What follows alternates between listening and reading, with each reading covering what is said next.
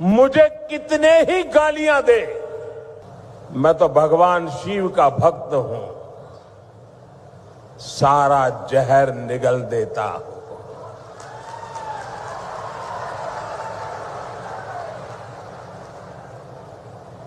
लेकिन बेशर्मी के साथ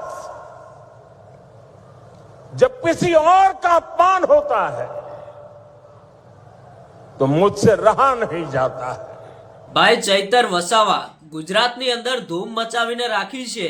જો ચૈતર વસાવાને થોડો ઘણો સપોર્ટ કરતા હોય ને તો આ વિડીયો પૂરો જોતા જજો, કારણ કે અત્યારે હાલ જ્યાં જુઓ ત્યાં ડેડિયાપાડાના ધારાસભ્ય ચૈતર વસાવા, બીજી કોઈ વાત જ નહીં।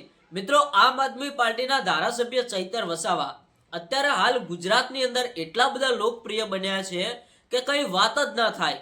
મિત્રો, હમણાં 2 દિવસ પહેલા આપણને જોવા મળી જ ગયું કે ડેડિયાપાડાની અંદર પીએમ નરેન્દ્ર મોદી અને નેત્રંગની અંદર ચૈતર વસાવા। હવે ઘણા બધા લોકો વિચારમાં પડી ગયા કે કોઈ પીએમ ને જોવા પબ્લિક વધારે આવે કે કોઈ ધારાસભ્યને જોવા વધારે આવે, પણ મિત્રો અહીંયા તો કંઈક અલગ જ જોવા મળ્યું।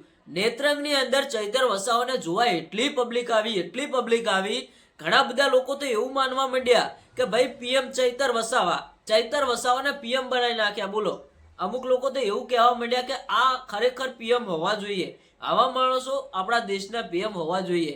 શું મિત્રો આ વાત સાચી કે ખોટી એ તમે કોમેન્ટ કરીને જણાવતા જજો। અને મિત્રો, આજે આપણે તમને એક સૌથી મોટા સમાચાર આપીએ એ પહેલા વિડીયોને એક લાઈક કરી નાખજો, ચેનલને એક સબસ્ક્રાઇબ કરી નાખજો।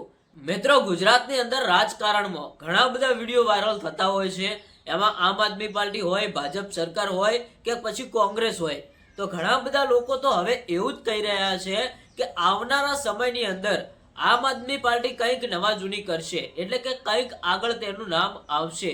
તો મિત્રો, શું આ વખતે તમે કોને વોટિંગ કરવાના છો એ તમે કોમેન્ટ કરીને જરૂરથી બતાવજો।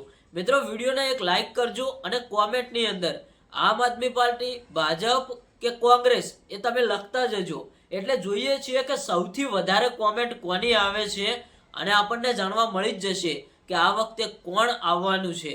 તો મિત્રો, ડેડિયાપાડામાંથી જો જોતા હોય વિડીયો અને ચૈતર વસાવાના એવા ચાહક હોય તો ફરજિયાત તમે આ તમારો પ્રતિભાવ કોમેન્ટની અંદર આપતા જજો। મળીએ એક નવા વિડીયો સાથે।